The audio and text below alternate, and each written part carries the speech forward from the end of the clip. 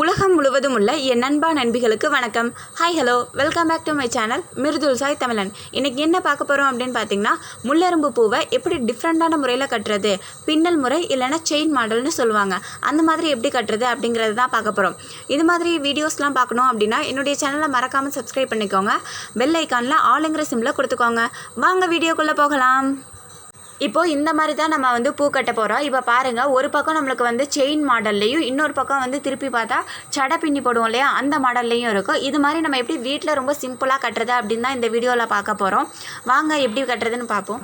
இப்போது சாதாரணமாக முள்ளெரும்பு பூ இருக்கு இல்லையா, அதில் தான் நான் இப்போ கட்டி காட்ட போகிறேன். நீங்கள் வாழைக்காய் முள்ளையும் வச்சு ட்ரை பண்ணலாம், அதுலேயும் ரொம்ப நல்லாவே வரும். பூ கட்டுறதுக்குன்னு தனியாக த்ரெட் இருக்குது, அந்த த்ரெட்டை பயன்படுத்தினீங்கன்னா ரொம்ப பெட்டராக இருக்கும்.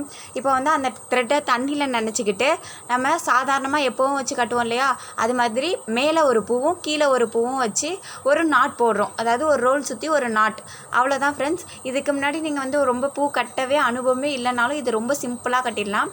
இப்போ நம்ம மேலேயும் கீழேயும் ஒரு பூ வச்சு ரோல் போட்டு ஒரு நாட் போட்டு கட்டியிருக்கோம்.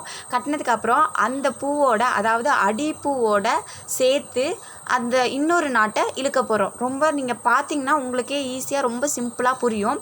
அடுத்தது அதே போல் ஒரு கீழே ஒரு பூவை வச்சு இப்போ மேலே வச்சோம் இல்லையா, அந்த தண்டோட சேர்த்து ஒரு ரோல் பண்ணி ஒரு நாட் போடணும். நல்லா வீடியோவை நல்லா வாட்ச் பண்ணிங்கன்னா உங்களுக்கு எப்படி கட்டுறது அப்படிங்கிறது ரொம்ப ஈஸியாக தெரியும். ரொம்பவே சிம்பிள் தான் இது.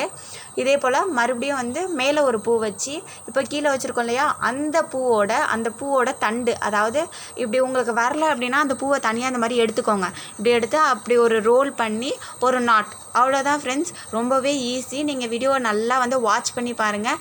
இந்த பூ கட்டுறது ரொம்ப ரொம்ப ரொம்ப சிம்பிளான விஷயம். ரொம்ப யாருக்குமே கட்டவே தெரிலனாலும் அவங்களாமே ஈஸியாக கட்டிடலாம். இப்போ உங்களுக்கு ரொம்ப கட்டவே தெரில அப்படின்னா, இதுக்கு முன்னாடி நான் மல்லிகைப்பூ வீடியோ போட்டிருக்கேன், அது எப்படி கட்டுறது அப்படின்னு. அதில் எப்படி நாட் போடுறதுன்னு சொல்லியிருக்கேன். அதே போல் தான் இதுலேயும் நாட் போடணும். உங்களுக்கு டவுட் இருந்துச்சு அப்படின்னா நீங்கள் அந்த வீடியோவை பார்த்துட்டு அதுக்கப்புறம் கூட இதை பாருங்கள், ரொம்ப கிளாரிஃபிகேஷன் கிடைக்கும். அதுக்காக தான் சொல்கிறேன். இப்போது எங்களுக்கு ரொம்ப ஈஸியாக கட்ட தெரிஞ்சதுனால நான் கொஞ்சம் ஃபாஸ்ட்டாக கட்டி காட்டினேன், அவ்வளோதான். இப்போ பாருங்கள், உங்களுக்கு மறுபடியும் ஸ்லோவாகவே நாங்கள் கட்டி காட்டுறோம். ஒரு பூவை வச்சு அதுக்கு அடியில் உள்ள தண்டோட மேலே ஒரு சுற்றி ஒரே ஒரு நாட் மட்டும்தான் போட போகிறோம், அவ்வளோதான். உங்களுக்கு இப்போ ரொம்பவே கிளாரிட்டி கிடச்சிருக்குன்னு நான் நம்புகிறேன். இது மாதிரி தான் ஃப்ரெண்ட்ஸ் இந்த பூ ஃபுல்லாக கட்டணும். ரொம்பவே ஈஸி, சிம்பிள். நீங்களும் கண்டிப்பாக ட்ரை பண்ணி பாருங்கள். ட்ரை பண்ணி பார்த்துட்டு எப்படி இருக்குன்னு சொல்லுங்கள்.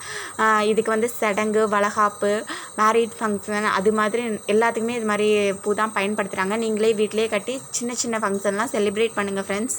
எல்லோரும் என்னுடைய சேனலை மறக்காமல் சப்ஸ்கிரைப் பண்ணுங்கள். தொடர்ந்து எனக்கு சப்போர்ட் பண்ணுங்கள். இதுவரையும் என்னுடைய வீடியோவை தொடர்ந்து வாட்ச் பண்ண எல்லா மக்களுக்குமே மிக்க நன்றி. மீண்டும் ஒரு வீடியோவில் சந்திப்போம். அதுவரை உங்களிடமிருந்து விடைபெற்றுக் கொள்வது உங்களின் மிருதுல்சாய் தமிழன். நன்றி.